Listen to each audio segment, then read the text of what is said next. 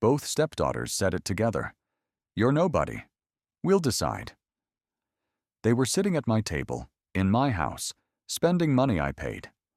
I just said, "Okay," made 3 quiet calls, and let the deadlines hit.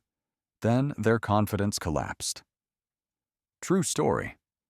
I live 25 minutes outside Raleigh, past the last wave of subdivisions where the cul-de-sacs give up and Pine takes the land back. The house is mine. Deed. Mortgage. Taxes. My name typed in all the places that hurt when the envelope shows up. There's a Wake County property bill face down on the buffet, a Duke Energy statement folded under a salt shaker, and the Spectrum Wi-Fi password taped inside a cabinet I installed myself during a long weekend when nobody else was home. Tonight, it's dinner at my table. Melissa sits across from me in that half-smile she uses when she's already somewhere else. Her daughters, Madison and Chloe, occupy the long side like customers at a counter, hoodies up, phones out, nails clicking on glass. Nobody's hungry. They're grazing. Little taps, a fork here, a ranch-dipped carrot there, attention pinned to whatever sprinting conversation is happening on a screen I'm not invited into. It's January, and the heat's been running all day. The vents whisper along the baseboards, my quiet chorus of paid on time. I can hear the unit cycle in the crawl space I insulated last March, one of those chores you don't get gratitude for because the absence of cold is invisible. The kitchen smells like butter and rosemary from the chicken I took out at 6:10, rested at 6:30, served at 6:35. Harris Teeter receipt winks from the trash, 62 Fortune. I know the number because I know all the numbers. That's my role. Not chef, not dad. Ledger. They don't look mad. That would be easier. They look administrative. Madison leans her phone against her water glass. My glass, from the set I bought at Home Goods the same afternoon I picked up a new furnace filter, and starts typing with both thumbs. Chloe scrolls with a bored precision that would make a banker proud. Their faces have the brightness of screens on night mode. Every so often, one of them breathes a laugh, private and unshared, and the sound makes the room feel rented. "Chicken's good," Melissa says finally, because she's good at the word good. It drifts across the table like a scented candle. She doesn't take seconds. She doesn't look at me. There's a hairline crack in her tone that says she's tired of being the bridge between people who refuse to meet in the middle. I used to thank her for trying. Lately, I've noticed she likes being the bridge. Bridges get traffic. Bridges get credit for connecting the land someone else paid for. "Thanks," I say. I don't ask about their day. I stopped asking last spring when answers started coming back as receipts. Things already paid for. Sauti tutor, soccer cleats, a weekend trip to Wilmington with friends that blew through an entire tank of gas on my card. It's not the money. It's the hazy idea that money is air, and I'm the weather. Madison's chair squeaks. She doesn't apologize. The girls don't make eye contact because eye contact would recognize there's a system here. The plates, the mortgage, the bills no one else opens. You learn to measure respect in the little domestic flickers. Who rinses a dish?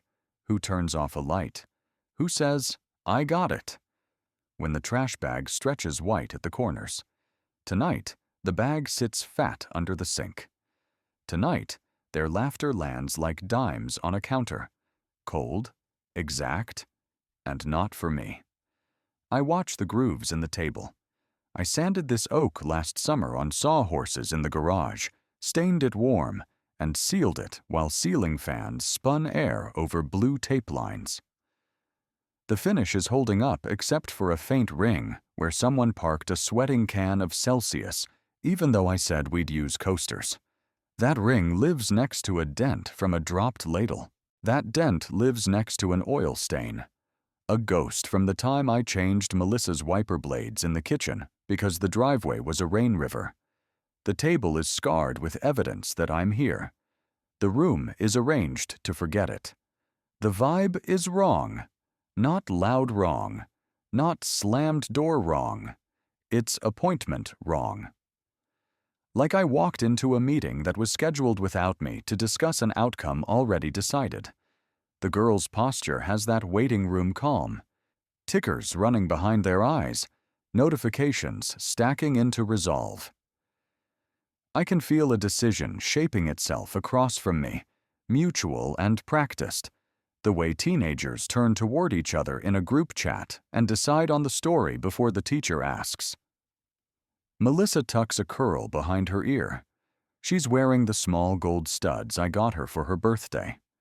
She doesn't meet my eyes because she's learned that if she doesn't, then she hasn't seen the look there. And if she hasn't seen it, then she isn't responsible for it. She's been smoothing edges for years.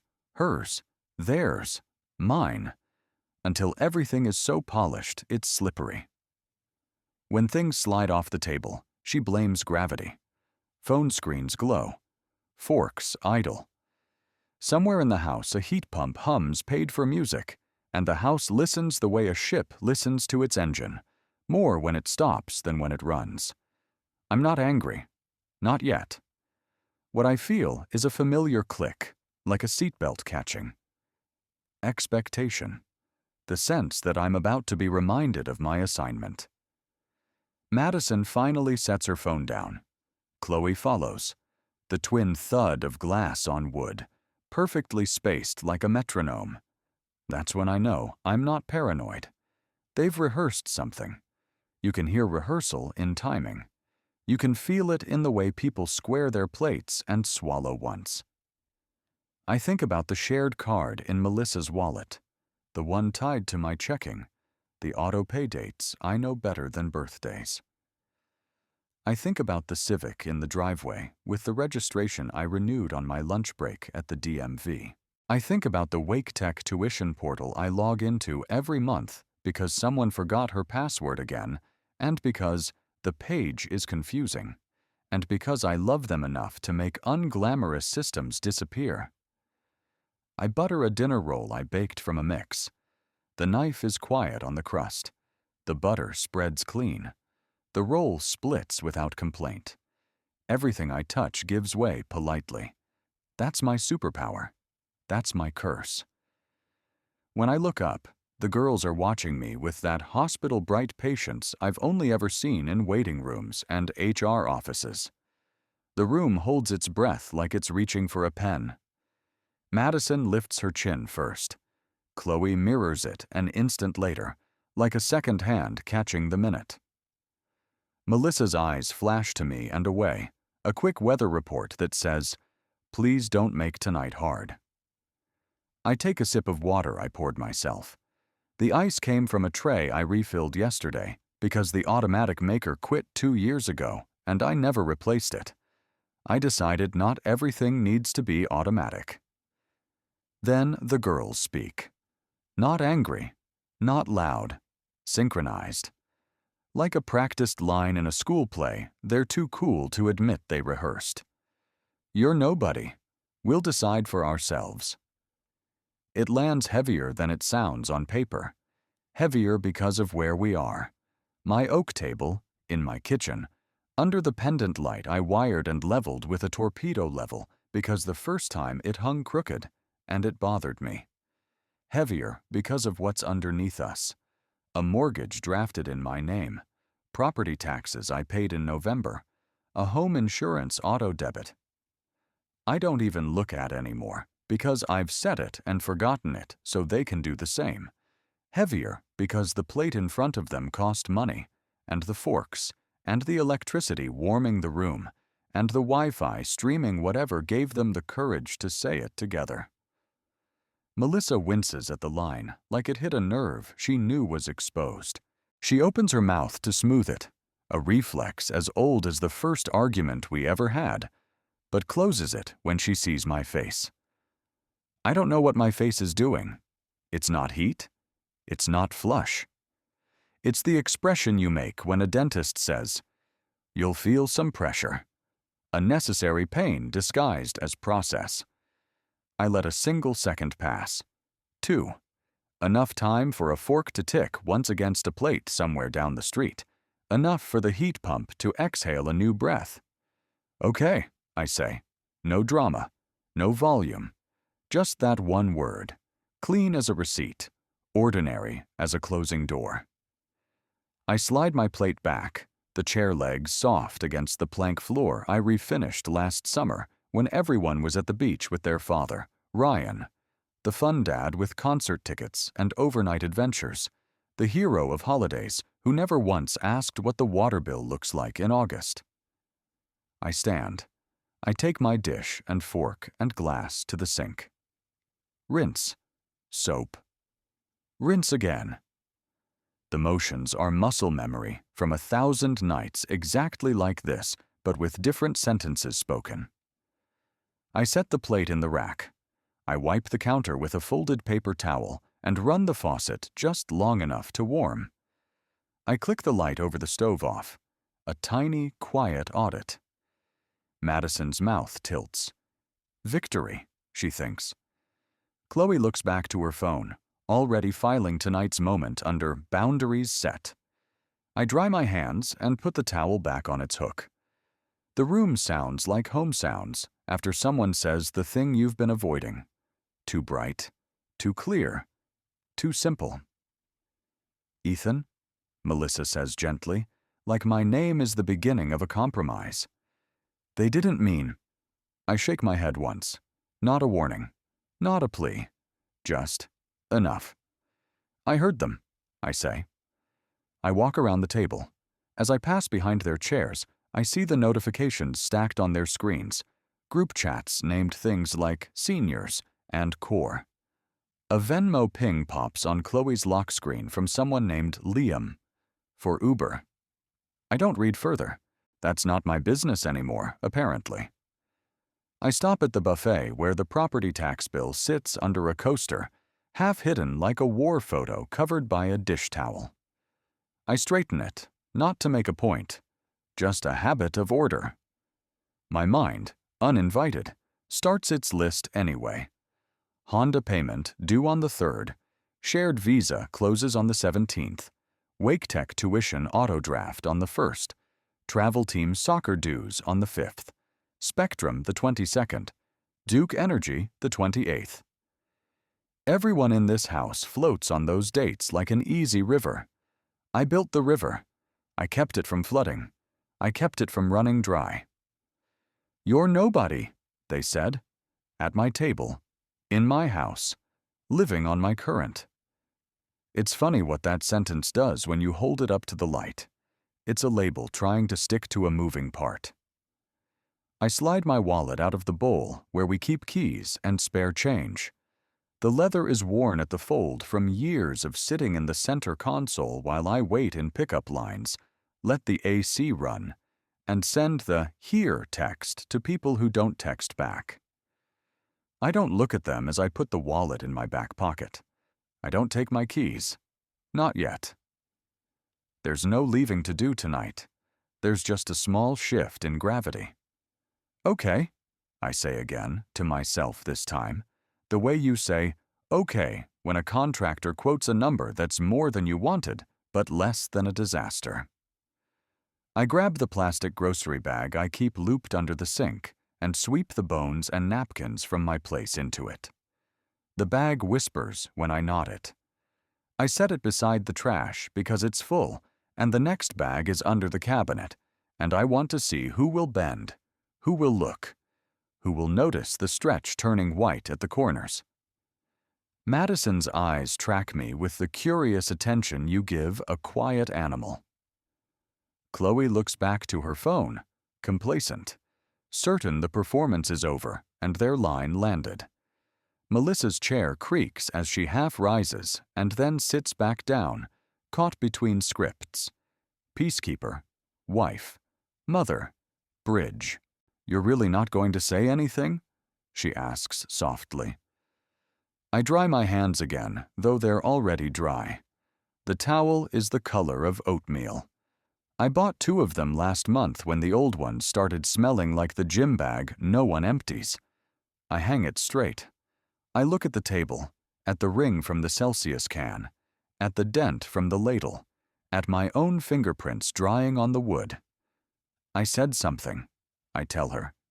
You heard it. I walk to the doorway and click off the dining room dimmer 2 notches. The room shifts from warm to honest. Shadows stretch. The pendant light hums less. The house doesn't argue. It's learned my touch. Where are you going? Chloe throws it off like a challenge, but her voice has that feather of uncertainty teenagers can't hide when they've stepped 1 inch too far onto the ice. To do a couple of ordinary things, I say. I don't look back to see their faces. I don't give the moment a speech. I move the way a person moves after hearing an announcement on a train platform, calmly, with purpose, like it was always going to be this way, and the schedule just caught up. At the threshold, I pause and meet Melissa's eyes. For once, she holds the look. There's a question there, and a warning, and a memory of all the times she's asked me to be the bigger person in a house where I'm also the person. I nod once. It's not an agreement. It's a timestamp.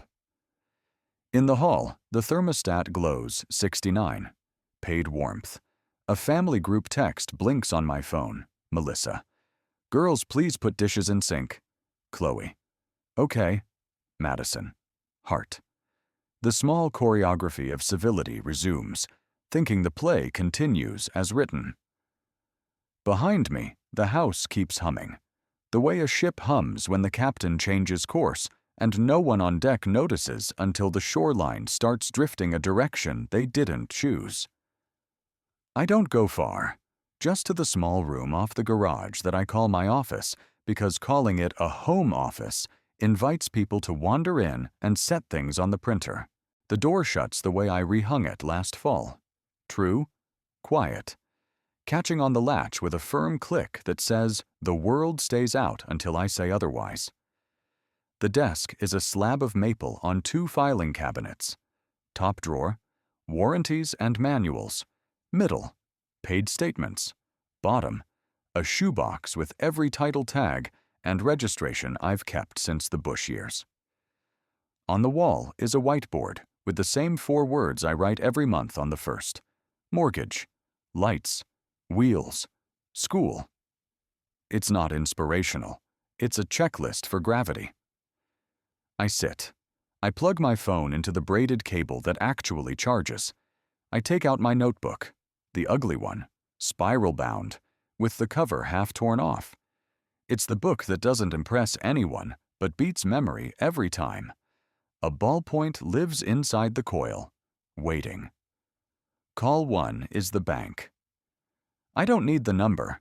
It's on the back of the shared Visa Melissa uses for groceries, gas, and the long tail of teenage emergencies that always start with, "I'm so sorry to ask." The card's in her wallet. The account is in my name. I dial. The IVR lady gives me the usual options, like I haven't memorized them. For balances, press 1. For lost or stolen, press 3. To speak with, I press 0. Twice. I breathe once while the hold music tries to sell me a mortgage I already have. Thank you for calling Piedmont Federal. This is Dana speaking. Bright, polite, local. I can picture the headset, the coffee ring on a laminated desk, the small potted plant trying its best under fluorescent lights. Hi, Dana. Ethan Miller here. I'd like to make some routine changes to my account. My voice is steady. I read my card number off the sticky note I keep taped to the underside of the keyboard, because writing it there was a decision I once made about my own sanity. She runs the usual verification: a mother's maiden name, a last deposit, a street number. I answer like a man reading his own dog tags. What can I do for you today, Mr. Miller? I need to remove an authorized user from the Visa ending in 4412. Not close the account. Just remove their access. And I'd like to turn off autopay for all external merchants starting next cycle. Also set transaction alerts for anything over $50 to text my number. My pen is already moving, leaving lines. 7:42 p.m. Spoke to Dana. Reference number PF. -118873. She asks for the name. I give it. Melissa Ann Carter. She asks if there are others. I say no. She reads the disclaimer about how the user will no longer be able to make purchases, and any recurring charges in their name may fail. She asks if I want to lower the limit while we're here. Let's bring it down to 1,000, I say, because people spend differently around cliffs. Done, she says. Her keyboard patters. I'll email a confirmation to the address on file. Send it, I say. And can you note that I requested removal and turned off autopay? I'd like a reference number. She gives me one. I write it. I thank her for her help because she did her job and I did mine, and neither of us raised our voice. We hang up. I move the marker cap with my thumbnail and write beside lights. Visa. User removed. Autopay's paused. The room feels one shade cleaner, like dust left. Call 2 is wheels. The Civic in the driveway isn't glamorous, but it starts in winter and gets oil changes when the sticker says so. Melissa's the driver of record on Tuesdays and Thursdays, and Madison thinks it's basically mine, because she's 17, and proximity is ownership when you haven't paid for anything yet. I pull up the number for Triangle Lease and Finance. The guy there knows me. I'm the one who brings a folder. Hold music this time is jazzy, a saxophone apologizing for being a loop. Triangle Lease, Ben speaking. Hey, Ben. Ethan Miller, Civic lease ending next May, account 305981.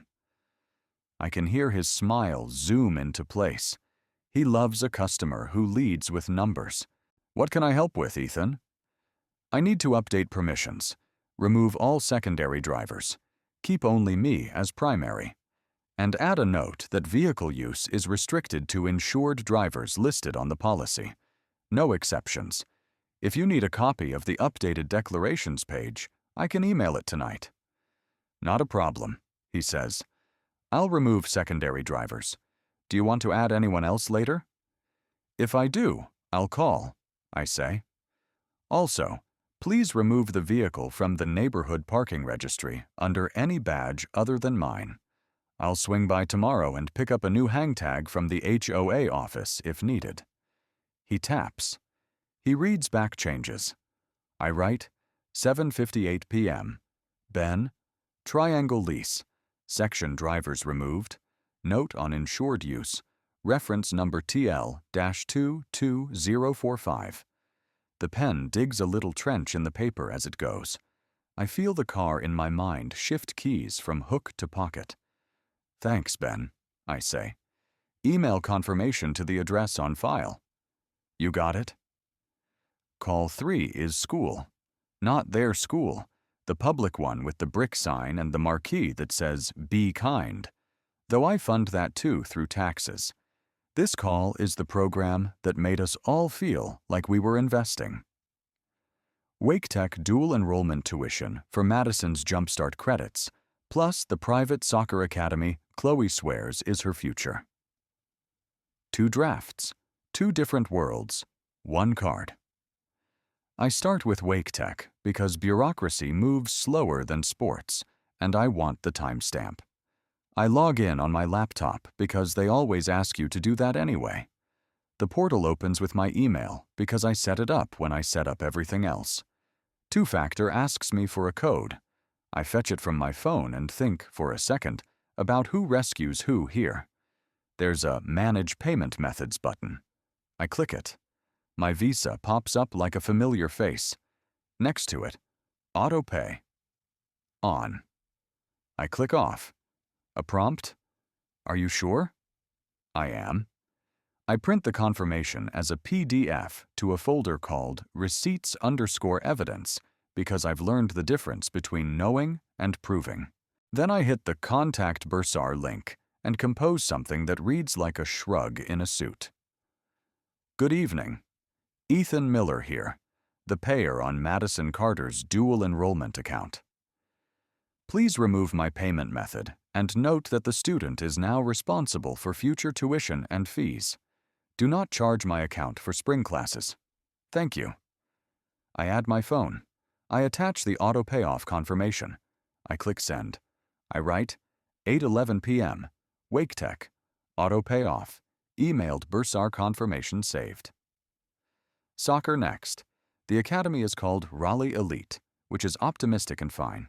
Their invoices are optimistic and less fine. I open the email from last month and click Manage Subscription. Again, my card. Again, autopay. On. I turn it off. Same email, different suits. Please confirm cancellation of automatic payments on Chloe Carter's account. Going forward, bill the parent or guardian listed on the player's file. Do not retain my card. I attach a PDF of the terms and conditions where it says month to month, cancelable anytime with 7 days notice. I circle the clause with a digital highlighter before I save it. The cursor blinks. My inbox scrolls. I see Ryan's name in a thread from Christmas. Ryan. Got plane ticks. Disney in March? No one replied with a question about who pays for March. I close the window before I start being petty inside my own head. I sit back. The house breathes through the HVAC like a big animal sleeping. Somewhere down the hall, a drawer slides, a plate clinks. The small sound of a teenager doing the minimum required by a text thread. How did it get this way? Is the kind of question people ask at dinner parties when they don't want to say divorce. It got this way in inches. Ryan arrives with gifts and weekends that glow like catalog spreads, and he leaves without asking who's fixing the slow drip under the sink. Melissa learned to soften what he dropped. Then she learned to soften what the girls dropped. Then she looked at me and asked me to be the floor. I was good at floor. Quiet, strong, forgiving. Floors don't lecture. They just hold you. You can dance on them, stomp on them, lie across them when you're dramatic and 18, and the world ends because your friend didn't like your story. For years, I mistook being steady for being invisible. The girls learned the trick. Push the floor. It doesn't push back. Talk wild. Nothing changes. Spend freely. The card runs. Forget a deadline.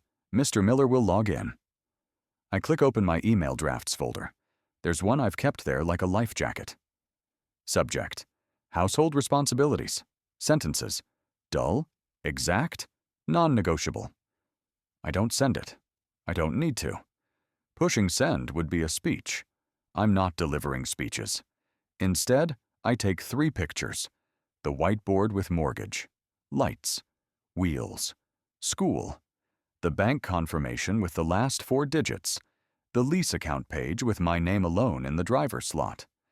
I airdrop them to a folder called Jan 25. I make one more ordinary move. I open the Notes app and type a dated entry. January 25th, 8:24 p.m. Piedmont Federal. Removed authorized user. Autopay paused. Ref PF 118873. Triangle lease. Removed secondary drivers. Note added. Ref TL 22045. Wake Tech. Autopay off. Bursar notified. PDF saved. Raleigh Elite. Subscription canceled per terms. Confirmation pending. I don't add commentary. Paper doesn't need my feelings to do its job. Before I stand, I do a small, mean thing, and then forgive myself for it. I toggle the guest Wi-Fi profile to require a password change at next login. Not off, not punitive. Just a reminder that access is not air. They won't even notice until a video buffers. Maybe they'll ask. Maybe they'll roll their eyes and use data. Either way, a small true thing will have been said without my mouth moving. I close the notebook. I set the pen back in the coil. I sit a second longer to let the feeling settle, like when you shut off a car and the engine ticks down, the heat fading out of it in soft clicks. Then I stand and go back down the hall, past the thermostat's paid glow, toward the table where 3 people are about to learn what it sounds like when consequences arrive without sirens. I sleep fine. The kind of sleep you get after aligning something heavy onto the right shelf. In the morning, the house does its usual performance. Showers, hair dryers, the clatter of mascara rods on porcelain.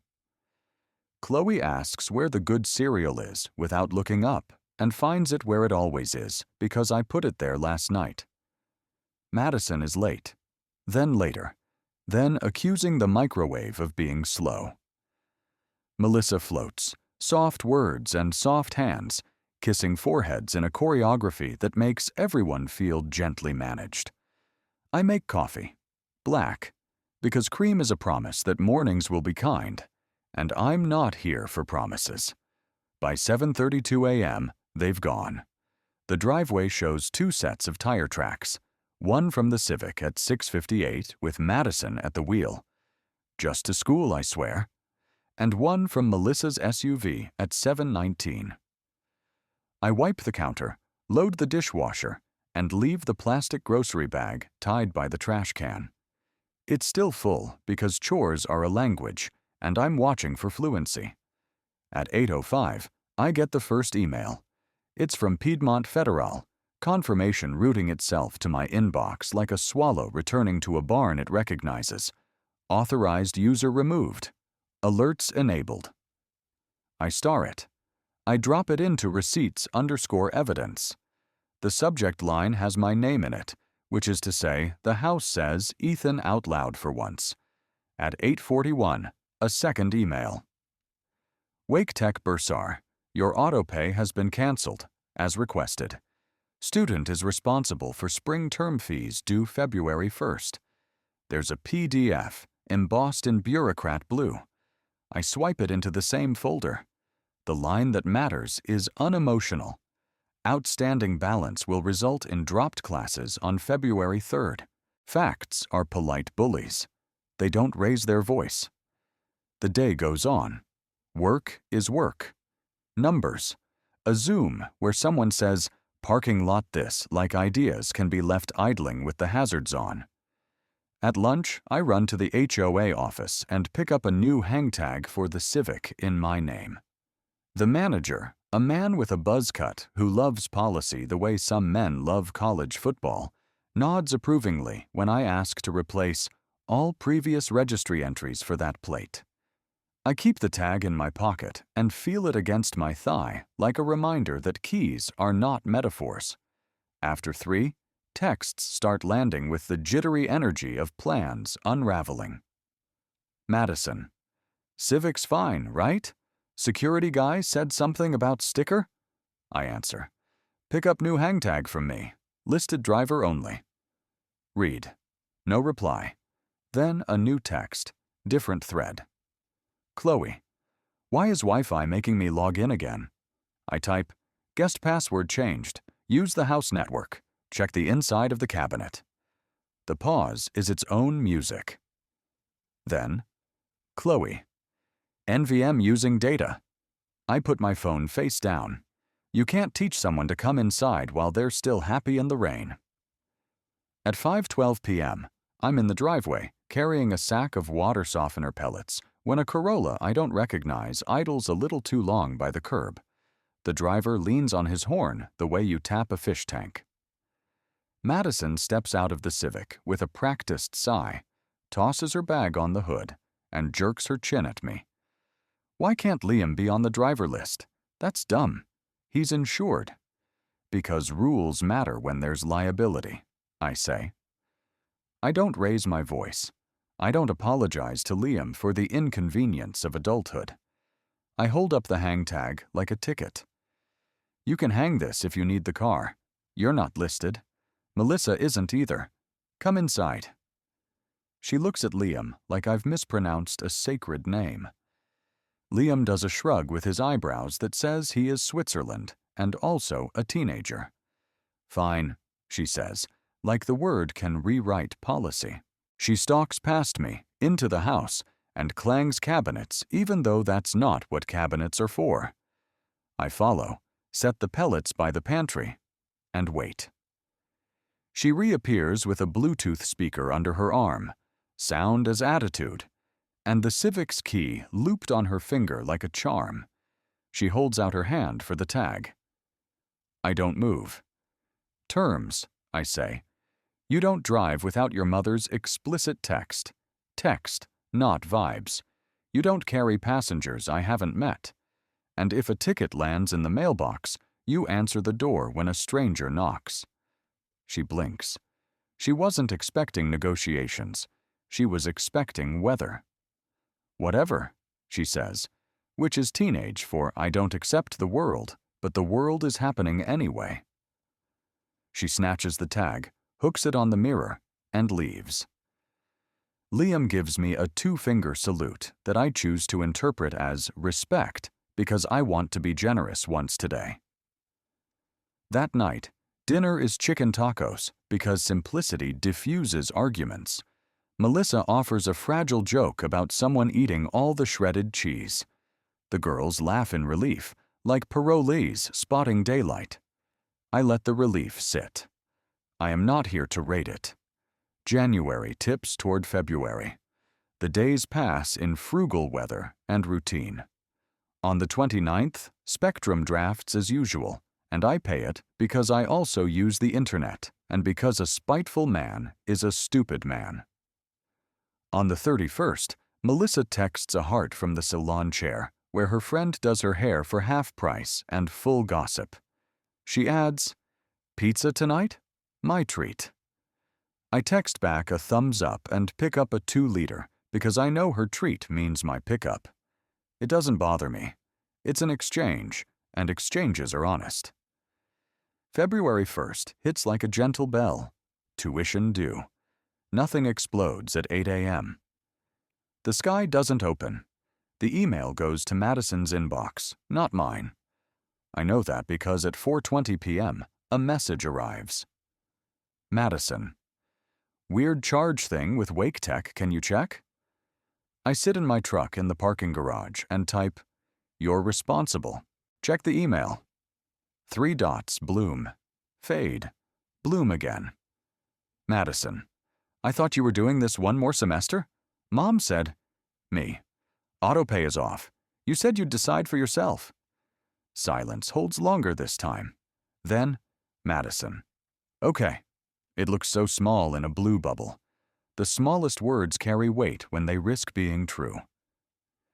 February 2nd, 9:13 a.m. The bursar's office sends a polite warning. Payment not received. Classes will be dropped February 3rd at 5 p.m. I don't forward it. By noon, I get 3 calls from a number I recognize as Madison's guidance office. I let the first ring out. I let the second go to voicemail. On the third, I answer. Mr. Miller, this is Ms. Duffy, counselor at West Millbrook. Hi, Ms. Duffy, I say, voice steady. How can I help? We're seeing a hold on Madison's dual enrollment schedule for the spring, she says. Typically, parents handle the Wake Tech payment. I wanted to check in and see if there's an issue. No issue, I say. Responsibility has shifted to Madison's biological parents. The college has been notified. I feel mean for saying biological, like I'm marking a line in the grass. But lines are how you keep cars out of the yard. Understood, she says, because professionals know the tone for not my circus, not my monkeys. I'll let her know she has until close of business tomorrow. I thank her for the call. When we hang up, my phone buzzes immediately. Melissa. Did you tell the school you're not paying? Why would you blindside her like that? I don't reply for a full minute because I promised myself I'd live at the speed of thought. not the speed of typing. When I do, I told the school the truth. We agreed last week. We did not agree, she fires back. You decided. This is vindictive. I put the phone face down. Vindictive is a strong word for toggling a switch next to a word that says auto pay. I go back to my spreadsheet at work and finish something small and precise that smiles when it balances. When I pick the phone up again, there's a new text. Screenshot of a thread between Melissa and Ryan. Ryan: I can cover. Chill. I'll send later. Melissa: Thank you. It's just this once. Promise. I look at the timestamp. 12:17 p.m. I check again at 4:03. No follow-up. I don't need to be a mystic to predict that later will turn into weekend. Weekend into next Friday. Next Friday into my payroll was weird. At 4:55 p.m., Madison calls. Not text. The number lights the screen like a flare. I answer. Hey, she says, not the bravado voice, not the line-reciting voice. The voice from when she couldn't reach a top shelf and hated asking for a stool. They're saying I'm not in ENGL 111 anymore unless someone pays. Can I use your card and I'll... Her voice catches on the word. I'll like it's trying to climb over it. You can use your father's card, I say. Or your mother's. Or your savings. I don't have savings, she says, and the room we are not in together tilts. You have a job at Smoothie King, I say. You have birthday money. You have a family. She's quiet a long time. Dad said he's sending. It hasn't. He's going to. Okay, I say. The word lives a different life tonight. Let me know when it clears. If it doesn't, you can register next term or choose a different plan. There's breathing, and then, okay. Not defeat. Acceptance's first pebble rolling down the slope. We hang up. My phone buzzes once more at 5:11. Wake Tech again. A new email. Schedule dropped. Student can re-enroll upon payment. I file it. I don't screenshot it. Some pain doesn't need evidence. It sits on faces. At 6:02 p.m., Melissa comes home with grocery bags and a face that has put on its war paint and then washed it off. She sets a rotisserie chicken on the counter like an offering. The girls trickle in with the stormfront energy of teenagers whose day went sideways by rules. Chloe throws her backpack harder than necessary. Madison brushes past me, inventorying the amount I'll allow this to cost me. She stops, turns back. So you're really just not? She says. It's not accusation now. It's calibration. I'm not paying for people who call me nobody, I say. I keep my voice smooth. I'm here for people who act like family. Chloe snorts. There it is. Transactional love. She says the TikTok phrase like a spell. Love is not a debit card, I say. It is also not an infinite balance. Melissa picks at the chicken skin, eyes shining with the shimmer of someone caught between team and truth. It's just one class, Ethan. She needs it. Then someone who isn't nobody can help her, I say. I don't like the sentence, even as it leaves me. It feels like a tin cup hitting a bar. Chloe's phone pings. She looks down and blanches in real time. What the? Rally Elite says, payment declined, practice access suspended. She holds it up like a snake bit her. Autopay is off, I say. You can go if it's paid before Friday. But practice is tonight, she says, as if schedules bow to outrage. Then you will miss a practice, I say. Athletes do when they have obligations they haven't kept. Chloe looks at her mother. Melissa looks at her phone like it contains rescue. She opens Ryan's thread. Melissa. Any update? She's got practice. No answer. 3 dots appear. Disappear. Appear. Finally, Ryan. In a meeting. Can do later or tomorrow a.m. Chloe's eyes go wet in the corners, the way clouds get dark before a hard rain. He said he would, she says to no one in particular. I believe that he believes that, I say. It's not a kindness, but it's not cruelty either. It's a weather report. The house becomes a room with two temperatures. In the hot air, there is anger, the pretense that anger will move an invoice.